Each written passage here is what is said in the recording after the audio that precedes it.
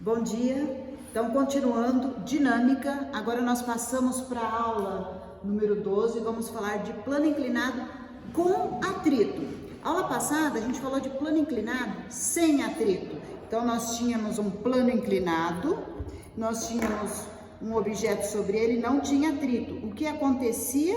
Esse objeto ele entrava em movimento, isso mesmo, ó, estão visualizando? Sem atrito.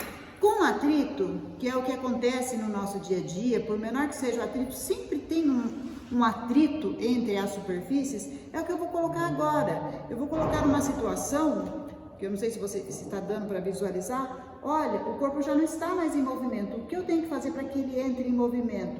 Aumentar o valor desse ângulo. Aí sim ele entra em movimento. Então por que de cara ele não entrou em movimento? Por que ele ficou parado? Porque temos o atrito nesse plano inclinado, sim? Então agora vamos trabalhar com o plano inclinado com atrito, certo? Compreenderam a situação?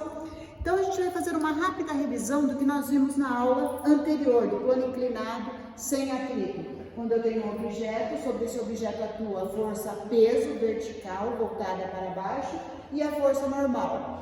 Na aula anterior a gente decompôs a força peso no eixo Y e no eixo X, encontrando aqui o valor então de Px, P vezes seno do ângulo, e Py, P vezes o cosseno do ângulo. Lembram disso? A situação é a mesma, gente, a situação não muda, tá? As forças continuam sendo as mesmas. Só que agora eu tenho atrito, e a força de atrito é uma força contrária ao movimento ou à tendência ao movimento, certo? Eu tenho atrito estático e tenho também atrito dinâmico. Estático é quando não entra em movimento, está na iminência, e dinâmico quando já entrou em movimento. Lembram disso? Aulas passadas. Pessoal, assistam as aulas anteriores e vejam isso que eu estou falando, por favor. Então vamos lá, só recordando, força de atrito estático é o coeficiente de atrito estático vezes a força normal. Força de atrito é sempre contrária ao movimento ou a tendência ao movimento. Neste caso, o bloco quer descer, então a força de atrito está para cima, subindo, contrária à tendência ao movimento. Aqui nós podemos ter algumas situações. Podemos ter uma situação que o bloco está, na iminência do movimento, mas ele não está se movimentando. Só que se aumentar um pouquinho, ele entra em movimento, certo? Então vamos analisar a situação da iminência do movimento. Na iminência do movimento, o que eu tenho? Não tem movimento na vertical. Py é exatamente igual à força normal em módulo direção, sentidos contrários, ou seja, a resultante é nula. A iminência do movimento vai ser nesse eixo X aqui. Mas como ele não está se movimentando, o que eu tenho?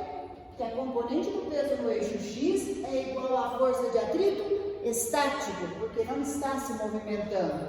Logo, Px, como nós vimos na aula anterior, é P vezes seno de alfa, vezes força de atrito estático, mi estático, vezes força normal, que é P vezes cosseno de alfa. Logo, o coeficiente de atrito estático é facilmente calculado pela tangente deste ângulo, porque eu tenho que o coeficiente é seno de alfa sobre cosseno de alfa. O que é seno sobre cosseno?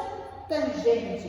Então, eu tenho que o coeficiente de atrito estático, neste caso, é tangente do ângulo. Compreenderam essa situação? Então, no caso da iminência do movimento, mas que ainda não tem o movimento, a componente do peso no eixo X é exatamente igual à força de atrito estático. Mas o que acontece se ele entrar em movimento? Aí nós temos algumas situações. Ele pode entrar em movimento ganhando velocidade, ele pode estar em movimento e perder velocidade. Vamos analisar a situação. Ele pode ter velocidade constante, ele pode entrar em movimento e ficar com uma velocidade constante. Se ele ficar com uma velocidade constante, eu tenho que a força de atrito dinâmico, porque ele está em movimento, é igual a componente do peso no eixo X. Força de atrito dinâmico igual a Px. E se ele entrar em movimento e ganhar velocidade? Se ele entrar em movimento e ganhar velocidade, lembrem-se, eu só tenho as forças no sentido do movimento aqui, Px e força de atrito. Ele está em movimento ganhando velocidade. Então, Px é maior do que a força de atrito. Então, a força resultante, o que vai ser? Px, a força maior, menos a força de atrito. Força resultante, massa vezes aceleração. Px, massa vezes a gravidade, vezes o seno do ângulo alfa. Força de atrito, coeficiente de atrito dinâmico, vezes a força normal, que é massa vezes a gravidade, vezes o cosseno do ângulo. Com isso, eu encontro o valor desta aceleração, que é gravidade vezes seno de alfa menos mi, coeficiente de atrito dinâmico, vezes cosseno de alfa.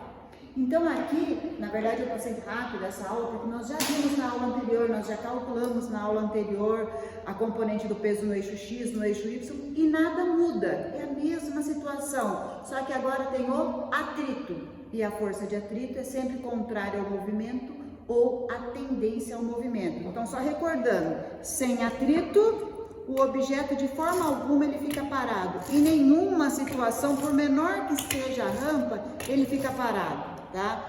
Com atrito, dependendo da situação, ele fica parado, certo? Por quê? Porque tem a força de atrito contrária ao movimento.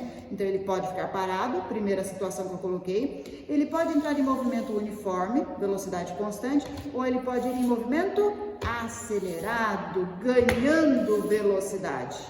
Compreenderam? Fiquem com Deus, até a próxima aula.